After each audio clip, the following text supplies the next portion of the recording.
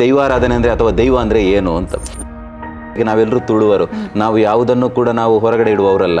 ನಾವೀಗ ಮನೆಯಿಂದ ಹೊರಗಡೆ ಹೋದಾಗ ನಮ್ಮ ಕಾಲಿಗೆ ಏನಾದರೂ ಒಂದು ಕಲ್ಲು ದಂಟಿದ್ರು ಕೂಡ ಅಯ್ಯೋ ಒಂದು ಕಲ್ಲು ಒಪ್ಪ ದೇವರನ್ನ ದೈವದ ಕಲ್ಲ ಅಂತ ಹೇಳ್ಕೊಂಡು ನಾವು ಹೀಗೆ ಮಾಡ್ತೇವೆ 3 ಸಲ.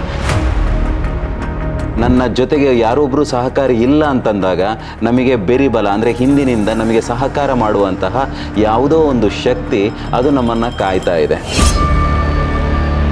ದೈವ ನಮ್ಮ ಶರೀರದಲ್ಲಿ ಆವಾಹನ ಆದಾಗ ನಮಗೆ ಫಿಸಿಕಲಿ ಏನೆಲ್ಲ ಚೇಂಜಸ್ ಆಗ್ತದೆ? ಕೆಲವು ಸಂದರ್ಭಗಳಲ್ಲಿ ನಾವು ಇಲ್ಲಿ ಇದ್ದೇವೋ ಇಲ್ವಾ ಅನ್ನೋದನ್ನು ನಮಗೆ ಗೋಚರಕ್ಕೆ ಬರದಂಥ ವಿಚಾರಗಳು ಕೂಡ ಇರ್ತವೆ. ಬಸವ ಏನಿದೆ ಅದನ್ನ ತಂದು ಅದರ ಮೇಲೆ ಕೂಡ ದೈವ ಆಹ್ವಾನ ಆಗ್ತದೆ ಅಂತ ಹೇಳ್ತಾರೆ. ಇದು ನಿಜನಾ? ದೈವ ಪ್ರಾಣಿಗಳ ಮೇಲೆ ಕೂಡ ಆಹ್ವಾನ ಆಗ್ತದ? ದೈವ ಅನ್ನುವಂಥದ್ರದ್ದು ಆವಾಸ ಸ್ಥಾನ ಯಾವುದು? ದೈವ ನರ್ತನೆಯನ್ನ ಮಾಡ್ತಾರೆ, ಕೂದಲನ್ನ ಬಿಟ್ಟಿರ್ತಾರೆ.